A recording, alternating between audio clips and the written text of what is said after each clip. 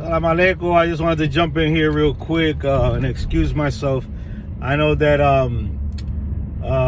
the reading parts that I do here now and then, I make a couple of mistakes.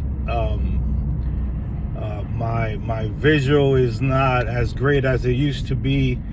When I was a little younger.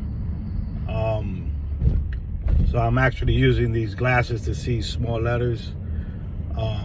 And then the books that I read, you have to understand that when you're reading it, these books in between have Congo words or Kikongo sayings from the Bantu.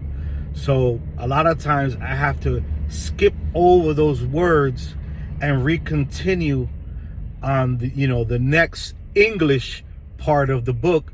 It kind of confuses me a little bit because in between lines there's Kikongo phrases and names and what are they called in English and in Bantu. So it kind of tricks me up when I'm reading sometimes, so you got to bear with me. And I know that a lot of people are not too interested in hearing the reading part of these of when I put these little reading sections out, and that's fine. It's so great. Everybody could do their own due diligence and research and the anthropology and how did the Bantu worked and their custom and their tradition. What I try to do is share a little bit just for you guys to kind of see and differentiate the Afro-Cuban practice and cultural way and custom of how we do our things compared to how the actual Bantu did theirs.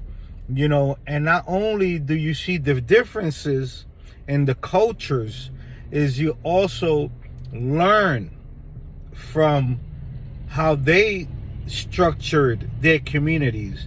And a lot of these things you could implement some of it in your community, that would help the actual Munanzo, the spiritual house, be better formulated and have a little more structure in certain things. I'm not saying do everything like the Kikongo did. No, we can't. We just can't, because we practice Afro-Cuban style, a custom way in Palo that they don't practice.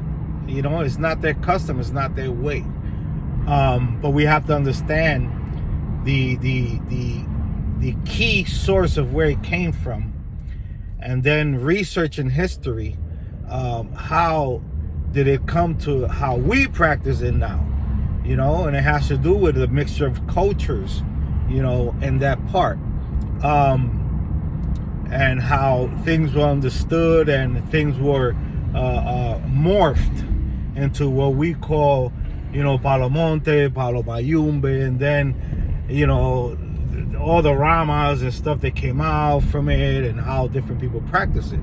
We have to understand that there's Kikongo, there's Bantu in Palo, there's Taino, Arawak Indian in Palo, there's even we say you'll probably even not notice, but you might find something of China, of Chinese in it. You got to go into history and see the people that were all around each other working in slavery, and then you got the European people that were there, the Spaniards and the Portuguese. It's a whole big thing.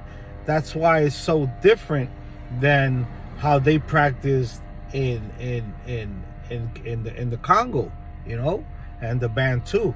But at the same time, there's still a lot of similarities of the Bantu practice in the Afro-Cuban culture and practice of Palo Mayombe, Palo Monte, or in Kisimalongo, Yaya.